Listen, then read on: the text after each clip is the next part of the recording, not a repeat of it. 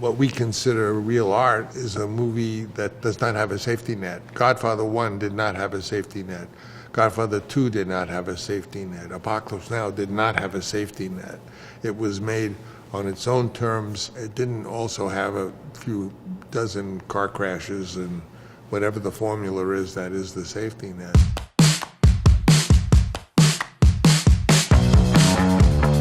The Godfather?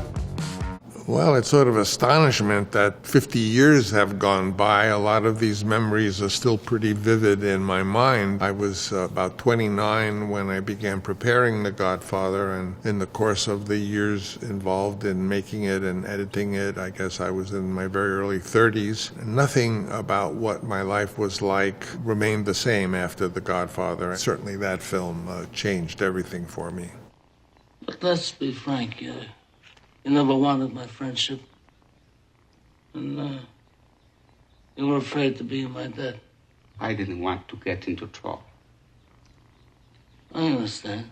I could easily be described as penniless before I made the film. My father was a musician, so my childhood was pretty much raised in the shadow of my father's career, and we all wanted him to get his big break. My brother wanted to be a novelist, and I wanted to be the junior version of whatever my brother was. So all this ultimately leads to me getting involved in theater, and then from theater I became involved as a UCLA film student, partly because my brother had gone to UCLA. Ultimately, nothing was to prepare to the experience of The Godfather. Number one, it was a terrible experience. I was always on the verge of about to get fired, and a lot of my choices were immediately discarded. I wanted Al Pacino to play the character Michael, and they said that's ridiculous. No one's ever heard of him. And I wanted Marlon Brando to be the now famous Don Corleone, and they said, oh, he's a lot of trouble, and no one's going to see his films anymore. I wanted to make it in New York. They said, you can't make it in New York, it's too expensive. I wanted to make it set in 1945 the way the book was. They said, it's ridiculous, you can't do it, you can't have it, you can't do it. And this is a terrible movie, to the point where at least 4 occasions I came that close to getting fired.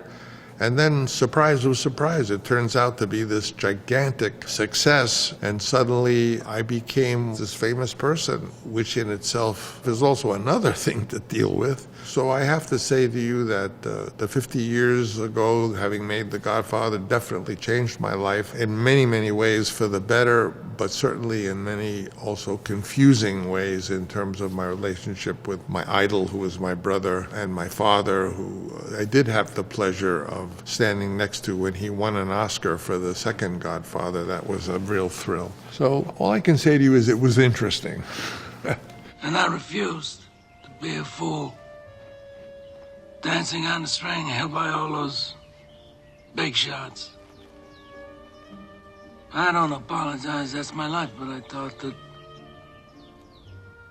when it was your time that you would be the one to hold the strings. In school, I had learned the technique of sort of outwitting the faculty. The faculty controlled everything in theater school. They got a kick out of my being rebellious and my competition with them and controlling the productions I did in school. But that was where I learned how to deal with the studios and trying to figure out how, even with no power, which a young filmmaker has zero power, that I could still, through bluff and misdirection, and to get my way. And I guess that's how I got my way in The Godfather and got Pacino to be in it and got the look I wanted. It was more expensive to make The Godfather as a period picture than what they had wanted, which was to make it be set in 1973, which is when it was being made.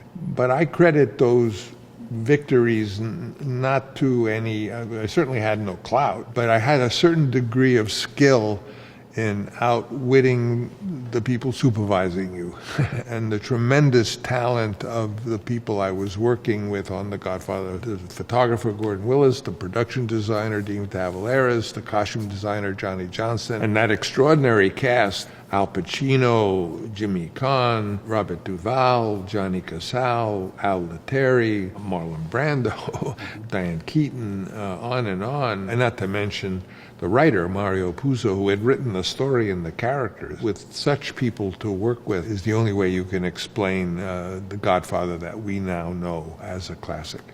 But if Clemenza can figure a way to have a weapon planted there for me,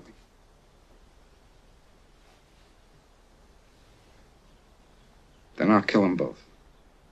I didn't know anything about what we called the mafia or Cosa Nostra, but neither did Mario know anything about it. He did everything by research. He read the Valachi papers, and of course a lot has been written about the story of the Italian gangster in New York, the so-called Five Families and what happened. So my feeling was that even though I knew nothing about it, I had never met a real mafioso. My family were all musicians or tool and die makers.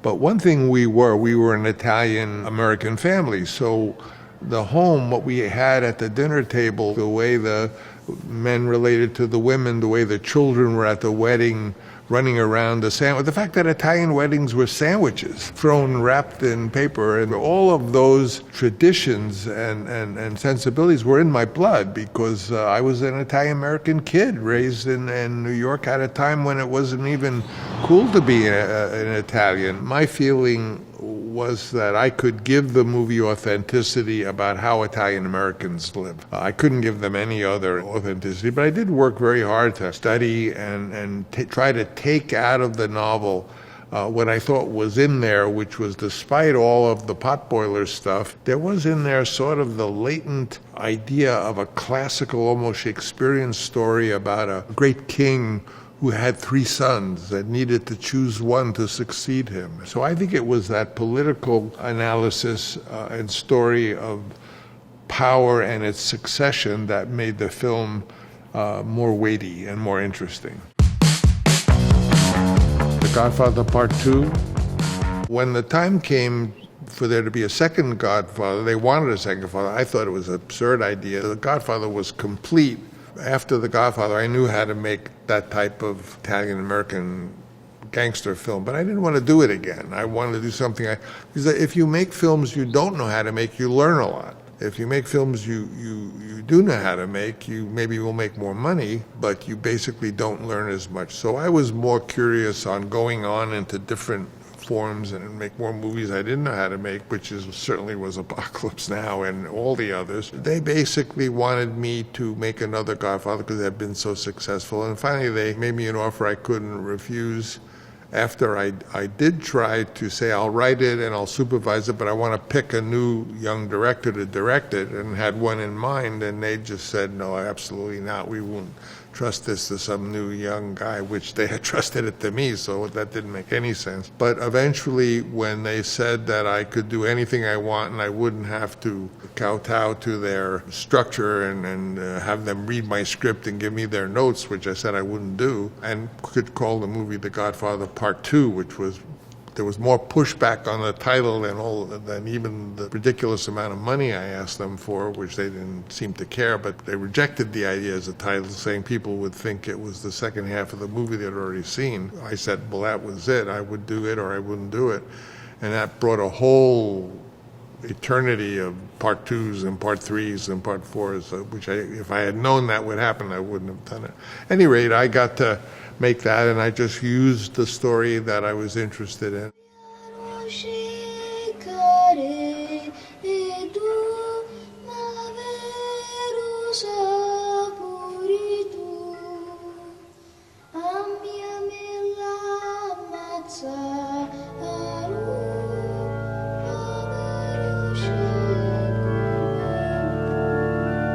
You know, you can always understand the son by the story of his father. I mean, you take Rupert Murdoch. He was a kid in Australia whose father ran a big newspaper, and he used to take his son to see it. Or Ted Turner was involved with a father that was basically a salesman of billboard ads, and out of his interest in his father, he went on.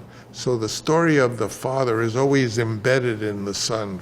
If you're interested in the subject, you read one of the earliest Persian books called Shah-Nahamah, the story of kings, and it's all about the fathers and the sons of the first kings of Persia. And the son never betrays the father. The father always betrays the son. I'll do business with you, but the fact is that I despise your masquerade. The dishonest way you pose yourself and your whole fucking family.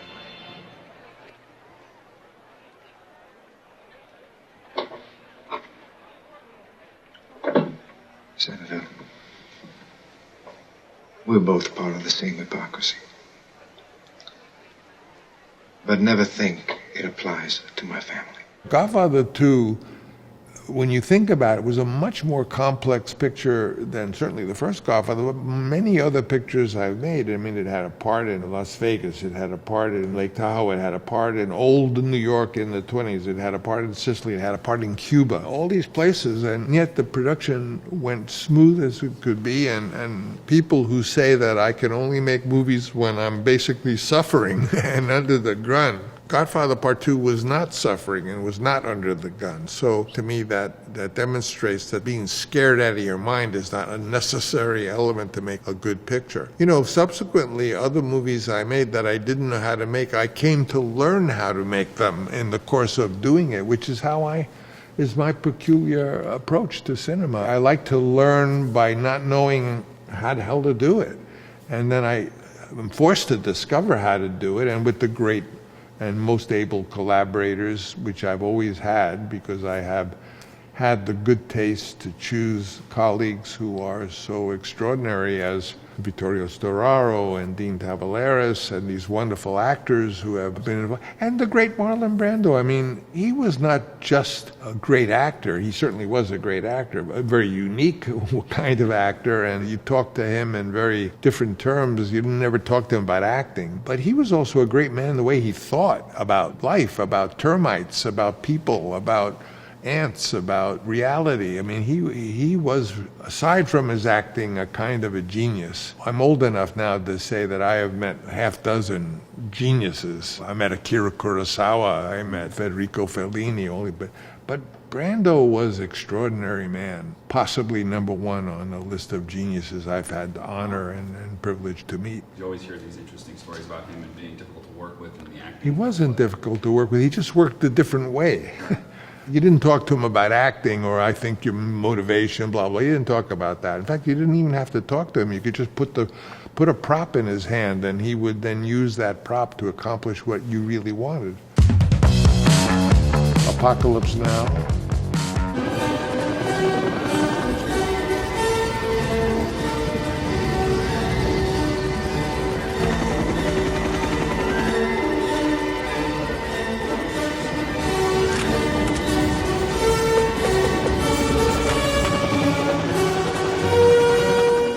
As I would have expected, I had no idea how to make this kind of film. And because of that, I had to learn on the job pretty fast. You know, making a movie is like running on a railroad track away from a locomotive coming at you. You cannot trip. You cannot fall. You're dead. You have to understand, I made Apocalypse Now right after I had won 5 Oscars and was probably one of the hottest young, if not the hottest young director in Hollywood. And absolutely nobody wanted to be in Apocalypse Now, and nobody wanted to have anything to do with it. So I own Apocalypse Now for one simple reason: nobody else wanted it. So I undertook making Apocalypse Now by basically agreeing to guaranteeing its cost, which was stupid, because making a film like that involves coordinating a lot of elements. 4 or 5 languages were spoken. We were in the Philippines. We had many scenes involving helicopters flying around, and we were in the helicopter shooting. That wasn't fake. It wasn't CG helicopters. It was real. Clearly, we did not know what we were really doing. I didn't. I was learning as I was going, and interest was at 27%. You think now they're going to talk about making interest, you know, your mortgage might be 4% or 5%. 27% on a dollar, which was rapidly building up as we were going over budget, all was on my shoulder. I had gone from the frying pan into the fire. I mean, Godfather was a tough shoot because they didn't like what I was doing and I had no power. Apocalypse Now was a very tough shoot for a whole bunch of other reasons that were out of my control, and I had my wife there, and you have that documentary, because I've always had a rule that if I'm going away for more than 10 days on a movie, I would take my kids out of school, because I like my kids. I want them to be around. I want to see them. And also I want my wife there, but I had to do something that would be interesting to her. She just doesn't want to go off and be, quote, the wife. So I put a camera in her hand. She's a very talented handhold operator. And being my wife, when I would come home after the day and say, oh, this movie is a nightmare, I'm going to get an F for this movie, this is the worst movie ever made, I was hoping she would say, oh no, dear, it's going to be okay, you're going to make a great film. Instead, she would say, would you say that again, and put the microphone on? It's like going to school. You finish your term paper, and maybe you get a B instead of an A+ that you wanted, so you get a B. And so But I'm going to get an F.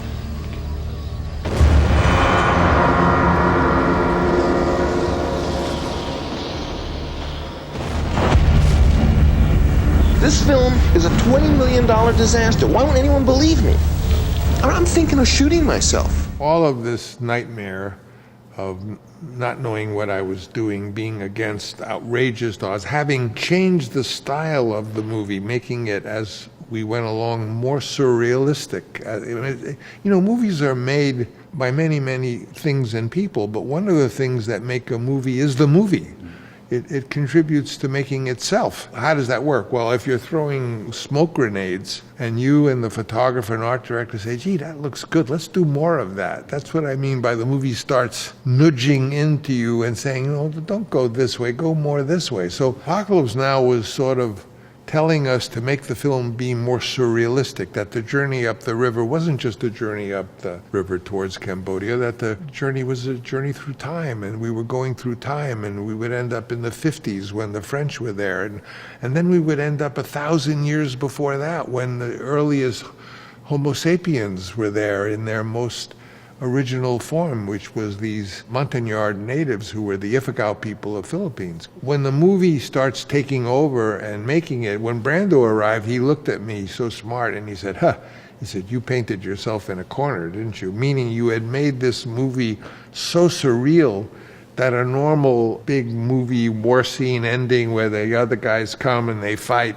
isn't going to work. If you've made the movie go in a very surreal direction, you're going to have to think of a resolution that is surreal, or that can at least have resonance without just being a typical, well, the army comes, there was a big battle, and it's an exciting battle, and then it's over. So there I was, having done this, on the hook for it. And I wouldn't even talk about other calamities, such as the typhoon destroying all the sets, or even a more human scare, which was Marty Sheen's heart attack, which, one thing about Marty Sheen is, of course, no doubt, his family loved him dearly, but everyone loved him. He was just an extremely nice person that everyone was scared. Had he had not survived, the people who were making the film would have closed down, and the money would have come from me for what had been spent, and I could never get it back because I'd have no finished film. So when I told everybody, don't gossip, don't call home and say Marty's had a heart attack, because I even am embarrassed with what I said in my wife's film, although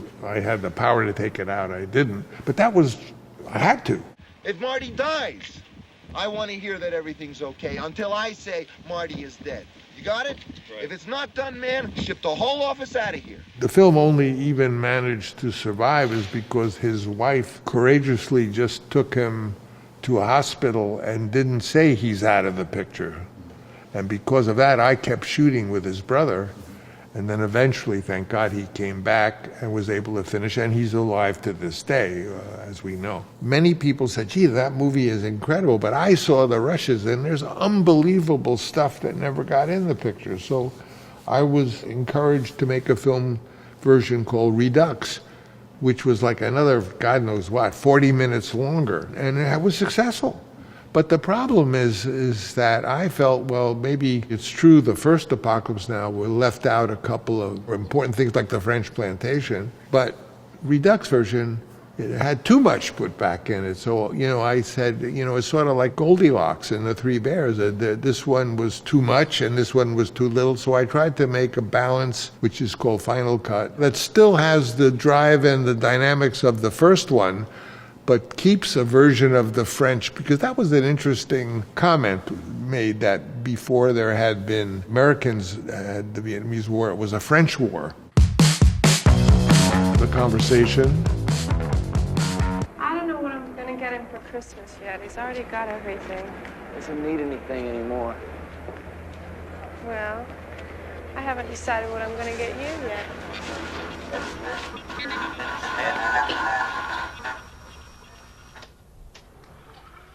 I had loved the movie of Antonioni, Blow Up. I just thought, I want to make a movie like that. That's the kind of movie I want to make because it was intriguing and it was moving and it was mysterious.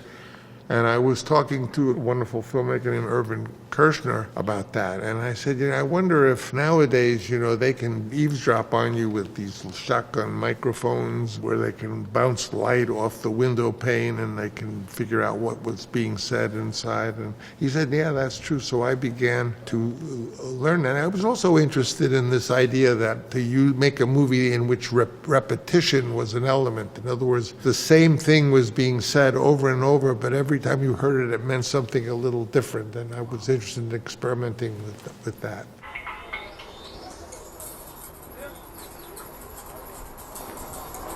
He'd kill us if he got the chance. We've always felt that sound is half the experience, that sound and picture are the two components, 50-50, that contribute to the effect on an audience. The interesting thing we knew was sound was much cheaper than picture. So in the early days of Zoetrope, we put all our energy into sound and in many ways created the modern soundtrack format which now dominates the world. That was all done in San Francisco because Zoetrope was here, George was here, meaning Walter Murch was here and his colleagues, but also Dolby was here. And through that friendly collaboration between us and Dolby came a standard that then got proliferated around the world. It was always appealing when a character is hoist on his own petard. In other words, Harry's punishment for his sins, be they real sins or not, is that he becomes obsessed, that he's being gazed into. And well, the reason he tears his room apart is looking for the bug which probably isn't even there, it's in his mind. The Godfather Coda, The Death of Michael Corleone. I had no desire to make a second Godfather. I had no desire to make a third Godfather. I thought the first one was sufficient. But sometimes you are swimming in a sea where there are needs that you have to do, like feed your family, which you have to figure out how to negotiate. My feeling about the third movie was that it was a coda. In music, if you have a big piece of music and you have a coda, that's the summing up, the epilogue. Both Mario and I had agreed that the script would be a coda and it would be called The Death of Michael Corleone. Now, of course, by that time, the studio was much more interested in calling it The Godfather Part 3 because that could imply there being a Part 4 and a Part 5 and a Part 6, which really, it's not in that material, but you can make anything be in any material. At the time it came out on Christmas, so it came out in a pretty fast post-production period. We weren't really finished, but it came out and they wanted to be called The Godfather Part 3, and I didn't have the power that I had during Part 2, but I subsequently took a look at it and said, well, if I could do it the way I wanted and what Mario and I had agreed, I would call it The Death of Michael Corleone. And it would not be considered a third installment, but rather it would be considered the third resolution that would try to resolve the entire first two movies with a coda or an epilogue.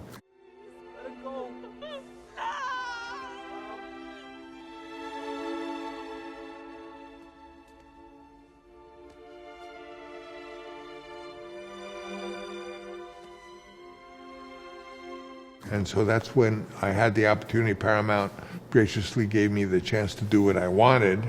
And so I took the film and I recut it and made it a little shorter, in fact, and began it in a different place, ended it in a different place, and moved things around in a version that I thought was very superior to what had come out as Godfather Part 3. And so that's what is now going to come out on the 50th anniversary. It does the job that I had hoped and that Mario had hoped to do. You know, Mario that collaboration turned out to be like having a wonderful uncle, Mario Puzo. He was a real character, and we developed a nice working relationship, and I'm very fond of him and his memory. Megalopolis. You know, usually my projects are made in leapfrog fashion. What that means is that I'll be writing The Rain People, and I write and I write and I write, and then there comes a point where you have this enzyme secreted which makes you hate what you're writing. And then you eventually abandon it. You say, I hate it, it's no good. Then you start another one, and the same thing happens. You work on it, and then after a while you start to hate it. Then you abandon it, and you look at the other one that you had abandoned, and you think, you know, that wasn't so bad. And then you take it and you make it. So you're always making the one that you had just abandoned. And indeed, I was working on Megalopolis, which was going to be I figured I'm getting old now, and I've made movies in every style known to man. I've made movies in this style, and that style, and that style. I've learned all styles. Now I would like to find out what is my style. And I'm just going to slowly pick a subject matter that interests me and then write an original screenplay from that. And I did. I took notes, and I read a lot of stuff, and I became interested in a peculiar little wrinkle in Roman history, which is known as the Catiline Conspiracy. The Catiline Conspiracy really was a story of someone whose position was very classical and old, that the old traditions are good, which is so, you know, versus a conflict with someone who was more futurist, that we should leap over the old and into new ideas. And I thought, wouldn't it be interesting if you made a Roman epic but didn't set it in ancient Rome, set it in modern New York, did a story, a big New York story, in which Catiline and a Cicero or the mayor and an architect were at odds. And what if there was a girl? What if it was the daughter of the mayor who came to be in love with the opponent of the mayor? So it could be I really wanted to make a love story. So I pieced together this sort of piece that would be a love story, which is I wanted to make so bad, really heartbreaking, moving love story, but also a story of the debate between those who believed that the way to go is to leap into the future, and those who believe we should secure the security of the past. And I thought that would be something that I didn't know the answer to, but it would sure be worth working on, and if I might come to a position where I knew an answer for that question. Learning from the great Elia Kazan, I always try to have a word that is the core of what the movie is really about, in one word. For Godfather, the key word is succession. That's what the movie is about. Apocalypse Now, morality, the conversation, privacy. Megalopolis, you know what it is? What's the word? Sincerity. That's the word I use when I say, what should I do? Okay, it's a future city. What is it like? Well, for sure, it has to be something that we all want to live in. If we come away like Los Horizons, it's a little creepy. It all looks like a monastery or something. That's not going to work. I think I can speak for a lot of people saying that we're really excited for Megalopolis too. Well, I'm starting now. I'm working on it now, in fact.